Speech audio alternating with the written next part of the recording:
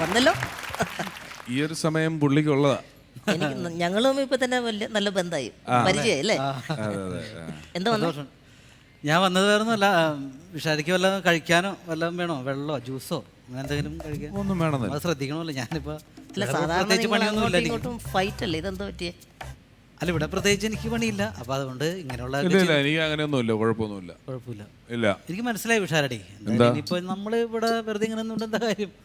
അപ്പോൾ ഞാൻ ആലോചിച്ച് കഴിഞ്ഞപ്പോൾ എന്തായാലും പിഷാരുടെ കൂടെ ഒന്ന് കൂടാം എന്ന് വിചാരിച്ചു. നിങ്ങളുടെ ഒരു അസിസ്റ്റന്റ് ആയിട്ട്. അയ്യോ, എനിക്ക് തന്നെ ചെയ്യാൻ പണിയില്ല, അപ്പൊ അസിസ്റ്റന്റ് എന്ന് പറയുന്നതിന്റെ ആവശ്യകത വരുന്നില്ലല്ലോ. അത് പിഷാരടിക്ക് അത് ചിന്തിക്കാനുള്ള കഴിവില്ല. കാരണം വെച്ചാൽ അതാണ് ഞാൻ പറഞ്ഞു വരുന്നത്. പിഷാരടിക്ക് അത്യാവശ്യമായിട്ട് ഒരു മേക്കപ്പ് മാൻ്റെ ആവശ്യമുണ്ട്. ഇല്ല ഏട്ടാ, ഞാൻ അങ്ങനെ തന്നെ ചെയ്യാന്നല്ല. അല്ലെ, ഇവിടെ കമ്പനി മേക്കപ്പ് ഉണ്ടല്ലോ, അല്ലാതെ എനിക്കൊരു മേക്കപ്പ് മാൻ്റെ ആവശ്യം അത്യാവശ്യമല്ലല്ലോ. തന്നെ ചെയ്യരുത് ഒരിക്കലും.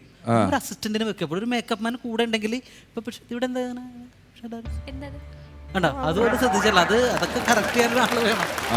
അതൊക്കെ ഞാനുണ്ടെങ്കിൽ അതൊക്കെ കൃത്യമായിരിക്കും. അപ്പോൾ ഞാൻ ഒരു മേക്കപ്പ് മാനായിട്ട് എന്നും കൂടെ ഉണ്ടാവും. ഇനിയിപ്പോ നമ്മള് ഇങ്ങനെ യാത്ര ചെയ്യുന്ന സമയത്തൊക്കെ ചിലപ്പോൾ പിഷാരടിക്ക് വിശക്കും.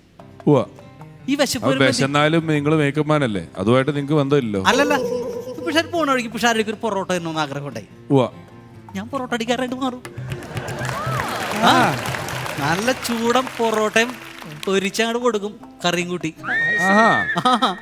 അത് ഗംഭീരമല്ല. അപ്പൊ മേക്കപ്പ് മാനിന്ന് മാറി ഒറ്റയടിക്ക് പൊറോട്ടടി പരിപാടികൾ ചെയ്ത് നമുക്ക് വേണ്ടി ചെയ്തു തരും. ഈ പൊറോട്ടടിയൊക്കെ നിസ്സാര ജോലിയല്ല കേട്ടോ, അതിനൊരു താളവും ക്രാഫ്റ്റ് ഉണ്ട്. പിഷാരടിക്ക് വേണ്ടി ഇതൊക്കെ ചെയ്യാന്ന് വെച്ചാലേ റിസ്ക് എടുക്കണ്ടേ. ഇതൊന്നുമല്ല പ്രശ്നം. ഇതും കഴിഞ്ഞിട്ട് ഇനിയിപ്പോ എവിടെയെങ്കിലും ഒന്ന് വണ്ടിയിൽ നിന്നൊക്കെ ഇറങ്ങുന്ന സമയത്ത് എവിടെയെങ്കിലും ഷർട്ടൊക്കെ ഒന്ന് കുളത്തി ഒന്ന് കീറി. അല്ല, ഷർട്ട് കീറിയാല് ഭക്ഷണം പാചകം ചെയ്യാൻ അറിയുന്ന ഒരാള് മേക്കപ്പ് മാത്രം ചെയ്യാൻ അറിയുന്ന ഒരാളും എന്ത് ചെയ്യാനാ? അവിടെ ഞാൻ തയ്യൽക്കാരനായിട്ട് കയറൂലേ, ഞാൻ അടിച്ചാലെ ഫിനിഷ് ആയിട്ട് തരും. മറിച്ച് തിരിച്ചു നോക്കിയാൽ കണ്ടിക്കാൻ പറ്റില്ല. കോസ്റ്റ്യൂം ചെയ്യും, കോസ്റ്റ്യൂമറായിട്ട്. നമ്മുടെ അടുത്ത പരിപാടികൾക്ക് കോസ്റ്റ്യൂം ഒക്കെ ചെയ്യാൻ പറ്റും. കോസ്റ്റ്യൂമറായിട്ട് അത് ഭയങ്കര മൾട്ടി ടാസ്കിങ് ഇനിയുള്ള കാലത്ത് നമ്മൾ ഉറപ്പായിട്ടും ആവശ്യമുള്ള ഒരു സാധനമാണ്. ഒരാൾ അങ്ങനെ ഒരു പണിയേ ചെയ്യുള്ളൂ എന്ന് പറയരുത്. എല്ലാം അറിയുന്നത് വളരെ നല്ല കാര്യമാണ്. ഇനിയിപ്പോ പിഷാരടിയുടെ കുറച്ച് പറയുകയാണെങ്കിൽ പിഷാരടി വണ്ടി സ്വന്തം ഓടിച്ചാണോ പോണേ? കുറെയൊക്കെ ഓടിക്കും. ഒരു ഡ്രൈവർ ഉണ്ട്, ആളുണ്ട്, സ്ഥിരമായിട്ട് ഒരാളുണ്ട്. നമ്മളൊരു സ്റ്റാർ ആവണ സമയത്ത് നമ്മൾ ഒറ്റക്കൊന്നും അങ്ങനെ വണ്ടി ഓടിച്ച് പോകരുത്. നമ്മളത്ര സ്റ്റാർ അല്ലല്ലോ. അവിടെ ഒരു ഡ്രൈവറുടെ വേഷത്തിൽ ഞാൻ വരും. അല്ല, അങ്ങനെയാണ് വിചാരിച്ചേ എന്റെ കൂടെ കൂടി. കാരണം എനിക്ക് ഇത്രയും കഴിവുള്ള ഒരാളെ എനിക്ക് വേണം. ആണോ? എന്റെ കൂടെ നിൽക്കുവോ? 8 എത്ര? 8 16 7 14. അപ്പൊ കണക്കറിയാം. അറിയാം. പിന്നെ അപ്പൊ പറ്റിക്കാൻ പറ്റില്ല. ഇതാണെങ്കിൽ നമ്മുടെ കളി നടക്കും. ഇനിയിപ്പോ ഇത് എല്ലാം വിട്ടേക്ക്. ഡ്രൈവറായിട്ട് നിങ്ങൾ കൂടി ഞാൻ ഓടിക്കുന്നു, നമ്മൾ കറങ്ങി പല ഭാഗത്തെ കൂടിയൊക്കെ ഞാൻ കൊണ്ടുപോകുന്നു. ഇത് സേഫ് ആയിട്ട് ഞാൻ കൊണ്ടുപോകുന്നു. ഷൂട്ടിംഗ് ലൊക്കേഷൻ അതാണ് അതിലേക്ക് വരുന്നത്. ഷൂട്ടിംഗ് ലൊക്കേഷൻ കൊണ്ട് ഞങ്ങൾ നിർത്തുന്നു, പിഷാരടി ഇറങ്ങി. പക്ഷേ അവിടെ വേറെ കേസുണ്ട്. അന്നത്തെ ദിവസം പിഷാരടിക്ക് പനി വന്നെന്ന് ഞാൻ പ്രാർത്ഥിക്കണം. പിഷാരടിക്ക് പനി വന്നപ്പോൾ ഞാൻ പ്രാർത്ഥിക്കുകയാണ് പനി മാറിയില്ല. അപ്പം പിഷാരടിക്ക് അഭിനയിക്കാൻ പറ്റൂല അവിടെ. അന്നത്തെ ദിവസം അഭിനയിക്കാൻ പറ്റില്ല. നിങ്ങൾ എന്ത് ചെയ്യാനാ? അല്ല, ഡയറക്ടർ അപ്പം തന്നെ ചൂടായി. നിങ്ങൾക്ക് പനിയാണ്, നിങ്ങൾ അഭിനയിക്കണ്ട, പകരം വേറെ ആളെ അഭിനയിക്കണമെന്ന് പറഞ്ഞു. അവിടെ ഞാൻ പിഷാരടിനെ സഹായിക്കും. എങ്ങനെ? ഞാൻ കയറിയാണ്ട് അഭിനയിക്കും.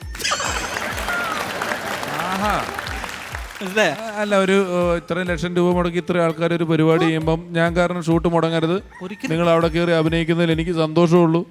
അങ്ങനെയാണ് നമ്മൾ വേണ്ടത്. ഒരു സ്പോർട്സ്മാൻ സ്പിരിറ്റിൽ വേണം നമ്മൾ അത് എടുക്കാൻ. അപ്പം ഇത്രയും പ്രതിഭയുള്ള സ്ഥിതിക്ക് നിങ്ങളിപ്പോൾ ഇതുവരെ പറഞ്ഞു വന്ന പ്രതിഭകളെല്ലാം വെച്ചിട്ട് പറയുകയാണെങ്കിൽ വേണമെങ്കിൽ ശിഷ്ടജീവിതം നമുക്ക് ഒന്നിച്ച് പോവാം. കാരണം നിങ്ങളെപ്പോലെ ഒരാൾ കൂടെ ഉണ്ടെങ്കിൽ നമുക്ക് വല്ലപ്പോഴും ഒരു തലവേദന വന്നാൽ ഒരിത്തിരി അമൃതാഞ്ജനം പുരട്ടിത്തരാൻ ഒരാൾ കൂടെ ഉള്ളത് നല്ലതല്ലേ? പട്ടി പറ്റി തുഷാരടിക്ക് നേരത്തെ പനി വന്നപ്പോൾ ഞാൻ കയറി സിനിമയിൽ അഭിനയിച്ചില്ലേ? അങ്ങനെ സിനിമയിൽ അഭിനയിച്ച ഞാനാരാ? സ്റ്റാർ ആയ ശേഷം നിങ്ങളുടെ നെറ്റിയിൽ അമൃതാഞ്ജനം ഇട്ട് തരേണ്ട ഗതികേട് എനിക്കുണ്ടോ? ഞാൻ നിങ്ങൾക്ക് അമൃതാഞ്ജനം ഇട്ട് തന്നത് ആരെങ്കിലും പുറത്തുനിന്ന് അറിയാതെ ഷൂട്ട് ചെയ്ത് സോഷ്യൽ മീഡിയയിൽ ഇട്ട് കഴിഞ്ഞാൽ എൻ്റെ അഭിമാനം, എൻ്റെ ഇമേജ് എല്ലാം ഇടിയൂലേ? ഞാൻ വളർത്തിക്കൊണ്ടുവന്ന എൻ്റെ ഇത് ഇവിടെ നഷ്ടപ്പെടുകയാണ്. പിഷാരടി മനസ്സിലാക്കണം. ഇതിന് വേണ്ടിയാണോ ഞാൻ ഇത്രയും നാളെ നിങ്ങളുടെ പെട്ടി ചുമന്നത്, നിങ്ങൾക്ക് പൊറോട്ട ഉണ്ടാക്കി തന്നത്? ഇതൊക്കെ ചെയ്തത് അതിനാണോ? മാർക്കറ്റ് ഇടി മിസ്റ്റർ മാർക്കറ്റ്. ഞാനൊരു സ്റ്റാർ ആയാൽ നിങ്ങളെ പോലുള്ളവരൊക്കെ നിർത്തേണ്ട സ്ഥലത്തെ ഞാൻ നിർത്തുള്ളൂ.